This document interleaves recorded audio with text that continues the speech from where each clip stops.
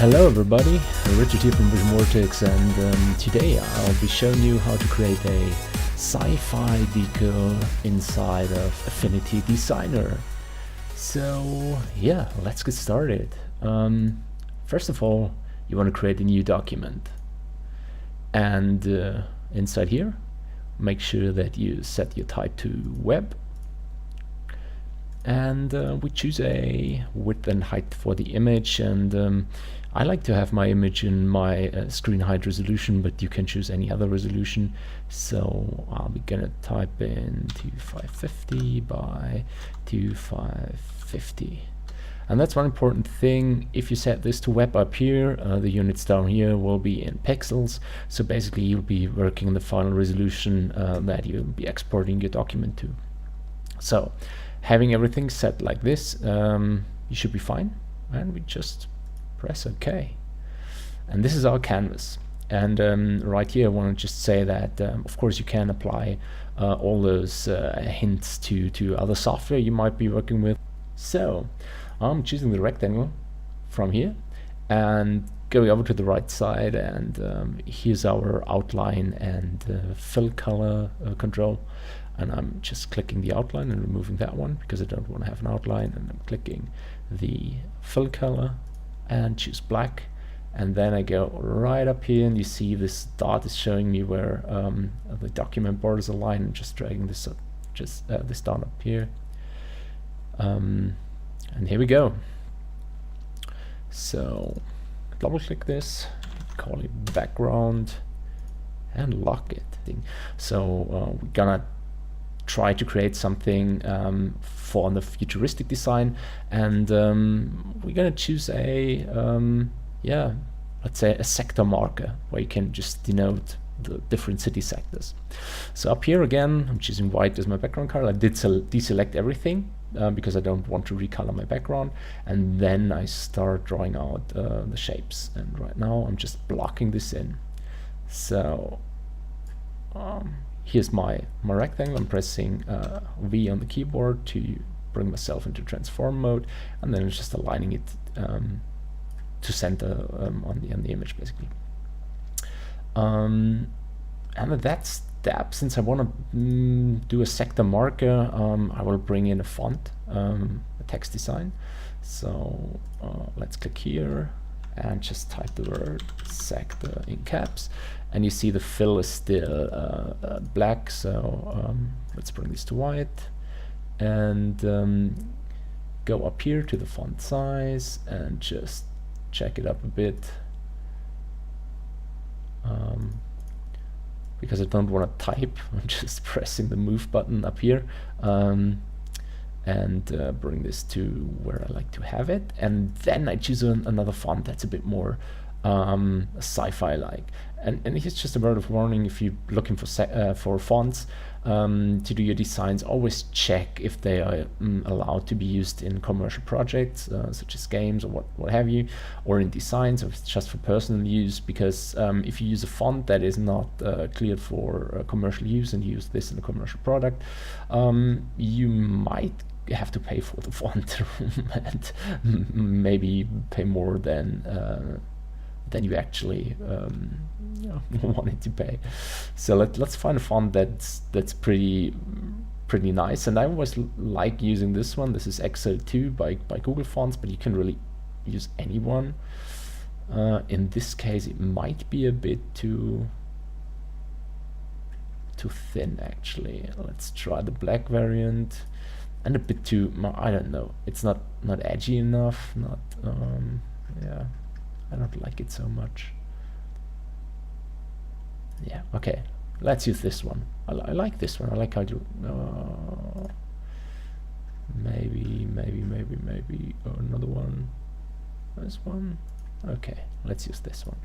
So you can always make smaller changes to the font, and what I'm gonna do, I'm really typing a placeholder down here.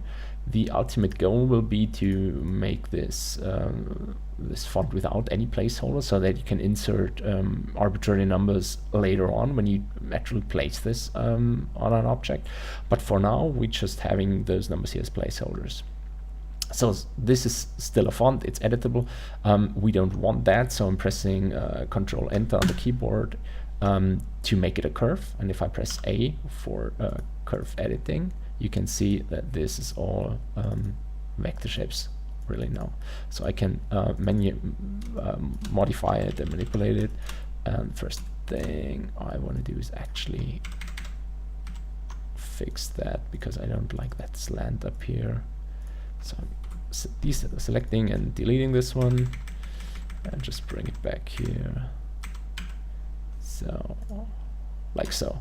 Okay, way better. Okay. So with that placeholder in place, no pun intended, just lock it and start, or rather continue blocking out my stuff, making sure that the fill color is white again, and then, yeah, maybe do something like this.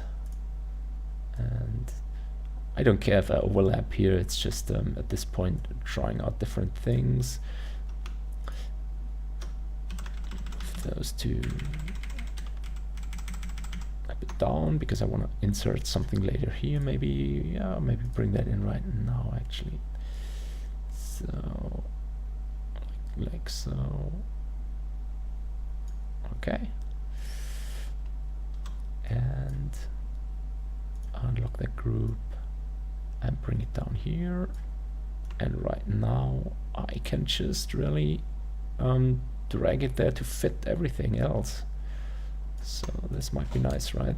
Okay, so right now it's all looking a bit bland and stuff, so it's just getting the idea for the basic shape. Yeah, aligning things properly. This actually looks pretty nice. Okay, so right now, since this is all rectangles like we had it, we can just go ahead, select those, and then fuse the shapes, and this will automatically turn it into a curve. As you see, I have the curve points, or the path points, even more, that I can select.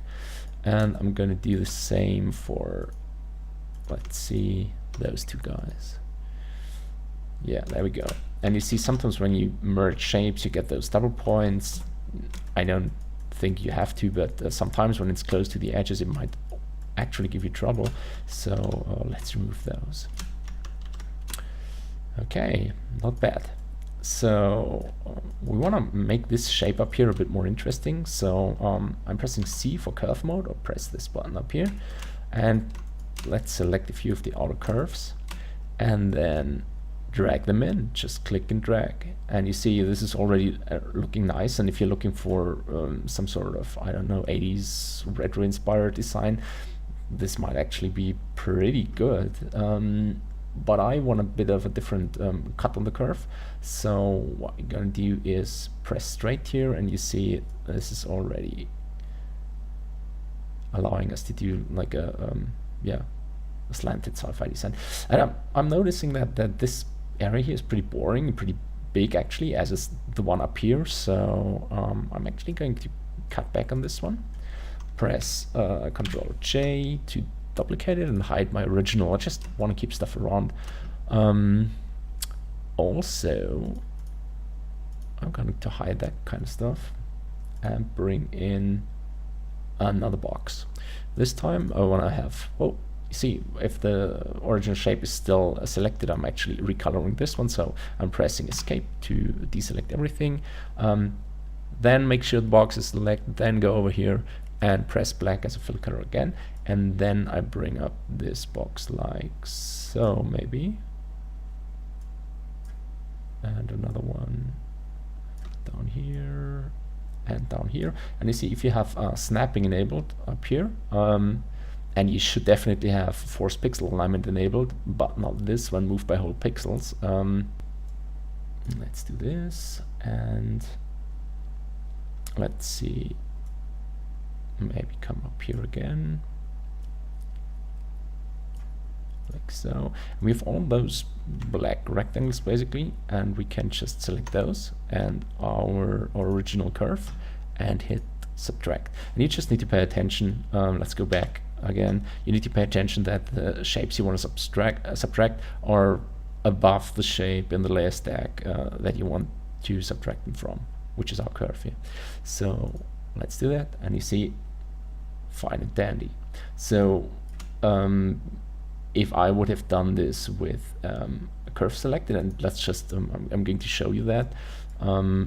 Let's make a white rectangle and give it a curve, like so, and like so, and deselect it, and bring in a black rectangle, like so. And now I go back to the original shape, and the rectangle, and hit subtract, and what you see is that it automatically converted or expanded those rounded corners. And I don't necessarily want this, because it loses a bit of flexibility this way to fix stuff later on or play a bit around with the design. So I don't want that. What I like to do when I do this kind of stuff is I want to actually keep everything hard corner, and then I can go in and actually fix stuff like this before I start beveling my edges. So like this, like this. Okay, so back to the curve. Yes, way nicer.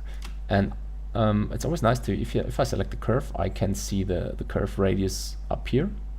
So again, press slanted so that this edge gets slanted too, and we're just typing 40 pixels because I can remember that easier. And those smaller edges, I want to maybe have them like 20. So let's select all those, this one, and all of those. Hit this, and 20. Okay, so I don't like how this turned out. This is actually pretty, I don't know, it doesn't look how I envisioned it to look. So what I'm gonna do, I'm selecting those guys and removing the radius, and I'm using those guys and bring them out a bit further. So let's bring back everything else. And here we go. We want to have this one again align, and it's sometimes hard to really have this right in a mathematical sense. I mean, you could probably calculate this, but I don't want to. I don't have time for that kind of stuff, so I'm just eyeballing it and putting this to 15 pixels, and it looks fair enough, I'd say. Move this down by a pixel. And since our document is in web resolution, if I do anything and just hit my cursor keys to move stuff around, it will actually move in pixels, which is nice. So 1 pixel up, 1 pixel down, pretty awesome. So one thing that irks me is that alignment, because we have that edge above and I don't want to protrude that one from the edge. Let's see. Yeah, it's actually giving a nice shape to everything, but it might look weird later on when there's different numbers here. I still like it even more. Well, let's try this out, right? This one, both of those, and bring those in. Oh yeah, still looks good. All fine and dandy. So I think this is way too heavy over here, and this actually, I don't know.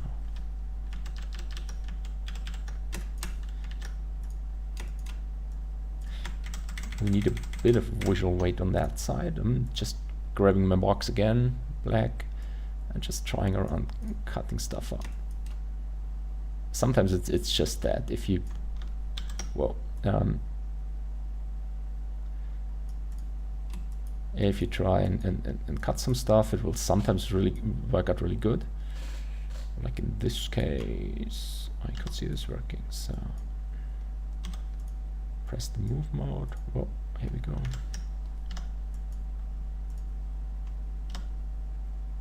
Okay.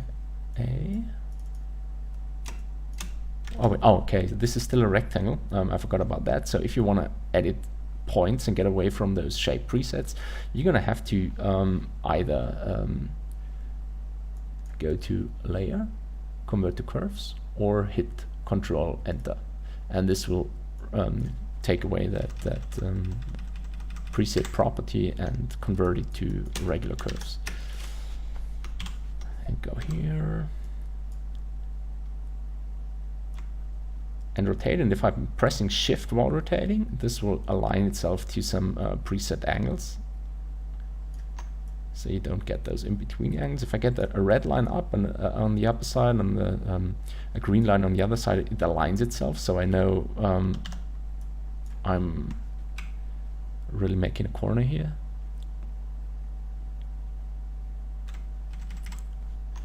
So, okay. I don't worry too much with merging that kind of stuff right now. It's not that important. We can always do that later on, or even leave it this way, because we're gonna make an alpha channel, so it's not important to have a super clean shape. If you wanna import it to somewhere else, of course, that might be different. Yeah. All right, this doesn't look so bad. So let's go down here, and I actually wanna have this one curved, maybe like so. And you see, if I'm just dragging one point with that 45-degree slanted curve thing, it always I can drag it until it meets another point, and I have just a very nice and clean cut there. And again, I'm trying to meet this line down here just to make it look a bit nicer.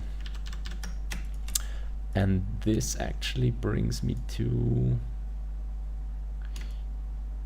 the point where I want to be taking this one, this one, this one, and that shape.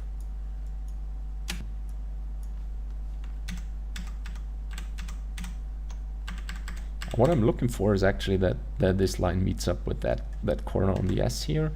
And again, of course, you can make it a science and be really specific about that kind of stuff, but most of the time decals are not the main thing, so just allow yourself a bit of leeway. Keep it easy. So just merge those two shapes, select those two, press C for curve mode, give them a slightly slanted corner, and you see how they both have the same radius, but it is obviously getting bigger in here than the center line. So let's select this one and dial back a bit.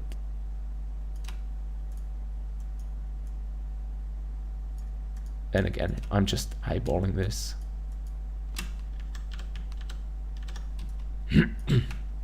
All this fancy stuff on the outside, this doesn't really make sense, does it?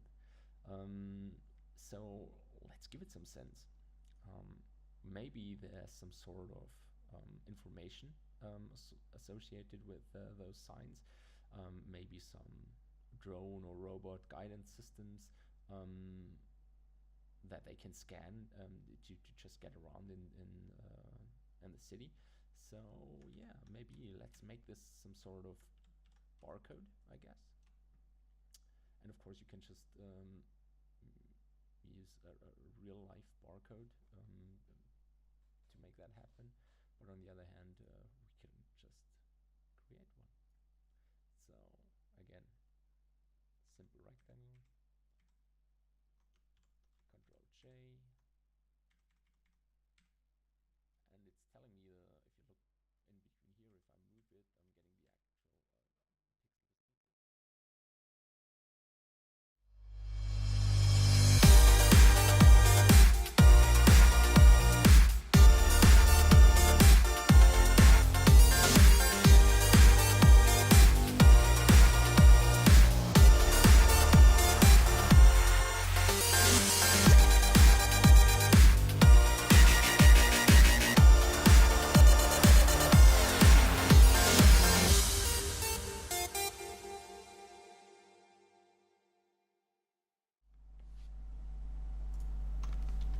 And yeah, this is already looking like a barcode, isn't it? So, well, this is nice, that whole barcode thing. I think we can make a bit more of this. Let's pull this one further in. And now I'm fetching a new rectangle, make sure everything is deselected, choose a white fill color and drag it in like this.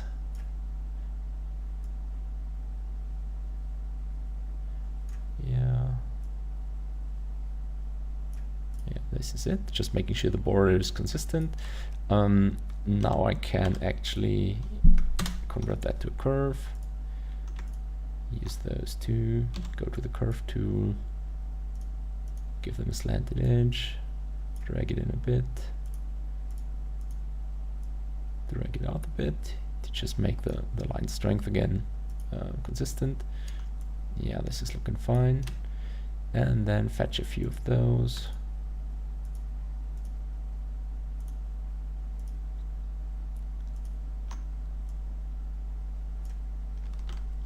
Duplicate them, move them up, and since our curve is on the top, we just need to drag them at the top to the top of the layer stack again, and there goes our second barcode, right?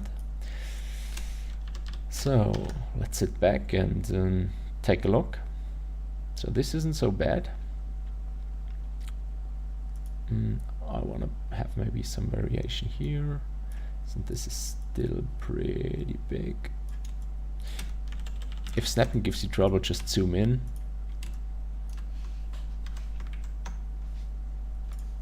And bring that over here. And yeah, this is looking nice already. Okay, so basically there's not much to do unless you plan on having a few additional elements. Or maybe we could go in and freshen up this in an area. It's pretty static as it is, so we're just putting in a few breaks here. Accidentally picked white, so picking that again. And you see I'm not caring about creating super clean shapes because I can subtract them anyway later on. And come over here and choose the rectangle again and do it like so.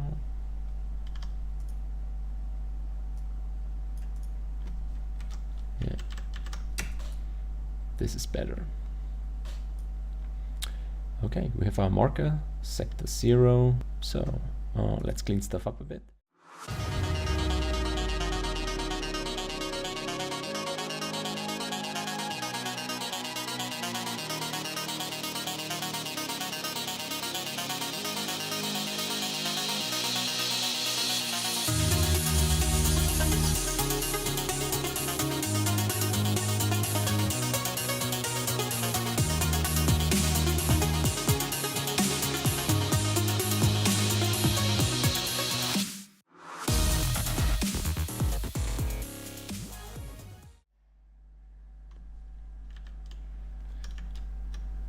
So the last thing we're gonna have to do basically is go into our text frame, and again I could just delete those. I don't have to. I can hide those or cover them in black. So let's hide those, deselect, and here we go. So I hope you liked the tutorial. You can download the actual alpha on my Patreon. If you like this video, please leave a like and subscribe, and if you want to support me on Patreon, every help is appreciated, and I really hope you guys have fun. So if you need to know anything else, give me a poke on Twitter or on Facebook, and have a good time. Bye.